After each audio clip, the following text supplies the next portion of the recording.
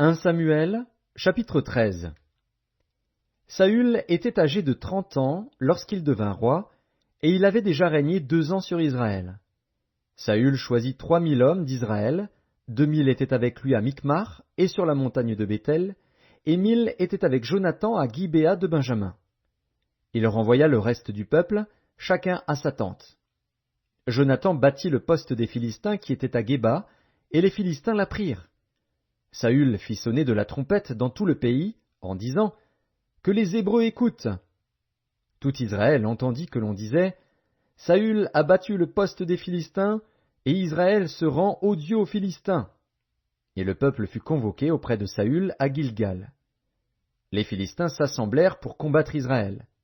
Ils avaient 1000 chars et 6000 cavaliers, et ce peuple était innombrable comme le sable qui est sur le bord de la mer.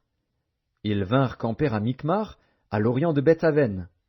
Les hommes d'Israël se virent à l'extrémité, car ils étaient serrés de près, et ils se cachèrent dans les cavernes, dans les buissons, dans les rochers, dans les tours et dans les citernes.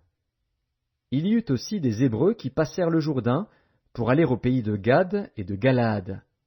Saül était encore à Gilgal, et tout le peuple qui se trouvait auprès de lui tremblait.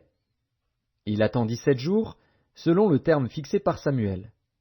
Mais Samuel n'arrivait pas à Gilgal, et le peuple se dispersait loin de Saül. Alors Saül dit, « Amenez-moi l'holocauste et les sacrifices d'action de grâce. » Et il offrit l'holocauste.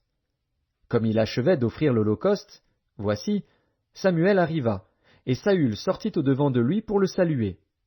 Samuel dit, « Qu'as-tu fait » Saül répondit, « Lorsque j'ai vu que le peuple se dispersait loin de moi, que tu n'arrivais pas au terme fixé, et que les Philistins étaient assemblés à Micmar, je me suis dit, les Philistins vont descendre contre moi à Gilgal, et je n'ai pas imploré l'Éternel.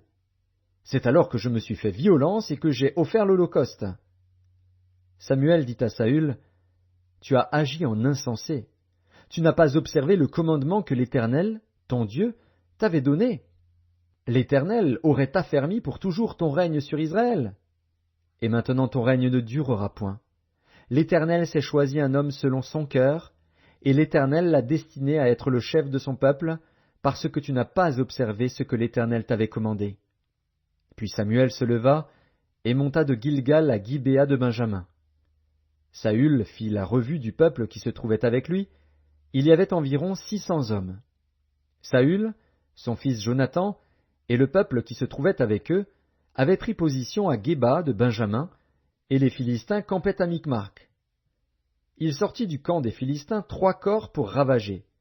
L'un prit le chemin d'Ophra, vers le pays de Shual, l'autre prit le chemin de Beth-Horon, et le troisième prit le chemin de la frontière qui regarde la vallée de Tseboïm, du côté du désert.